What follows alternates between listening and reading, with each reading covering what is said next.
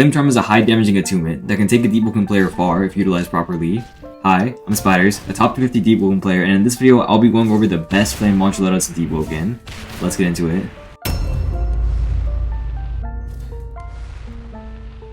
Alright, so the first loadout we have is the Combo Loadout. The Combo Loadout consists of Fireblade, Fireforge, Flaming Scourge, Flame Wisp, and optionally Rising Flame. Now Rising Flame is optional, as the other 4 monsters are definitely more important in this loadout. However, Rising Flame can be pretty good as well, although most top flame players would agree that it's not as good as the other 4. So if possible, I'd recommend replacing it with an Oath mantra or an attunements mantra, but using Rising Flame isn't too bad of a decision either. As you would expect, this loadout specializes in combos and has super high damage combos, especially with the burn damage. Because of the burn damage, you want to make sure they're running Flame Wisp, because Flame Wisp will heal you a ton, really with all flame builds, but especially in a combo flame build, since your opponent will be forced to take unescapable burn damage. So Flame Wisp will be particularly strong here. In the current meta, this is really the best flame loadout, so if you're looking to follow the meta, this is the loadout for you. The most common weapon type ran with this loadout is Fist, which synergizes super well with Fireblade and is overall one of the best weapons in the game right now.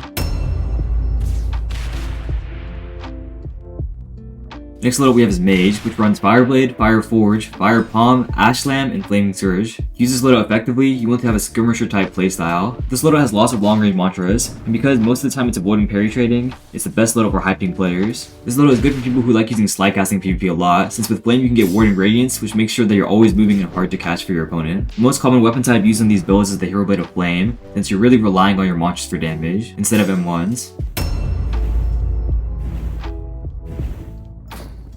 The last loadout I'll be showcasing is the overall / gank loadout, which just like the other two has Fireblade and Fireforge, but also Flame Ballista, Flame Leap, and Ashlam. This build focuses on having high AoE, making sure that you can sustain yourself with bloodless heals. Be sure to pick up Warding Radiance as well for this build to make sure that you have high mobility, which is really important in the overworld. This build also has a very strong chase, primarily from that mobility and also from monsters like Flame Ballista, which are really hard to avoid. Also, you want to make sure you have lots of healing on this build, so you could also pick up Flame Wisp as a support mantra for this build. As for the weapons, there's lots of options that you can choose from, but just like the last two, Fist and Hero Blade are going to be pretty good options, as well as low requirement medium. Alright, so a couple last notes. First, you might have noticed that every loadout here has Fireblade and Fireforge. I decided to include this in every loadout because these two monsters are really strong for Flame right now, and I do think that these should be included in almost every loadout. So really, the differences in each loadout come from the secondary mantras, such as Flame Ballista, Ashlam, etc. Also, I didn't include Flame Wisp in every loadout, but really I also think that should be ran on all, because Flame Wisp is super strong right now with the burning and healing. Combos can heal you over a bar, so even if I didn't include that in the loadout, since I only included the top 5 mantras I thought were really super important for the loadout,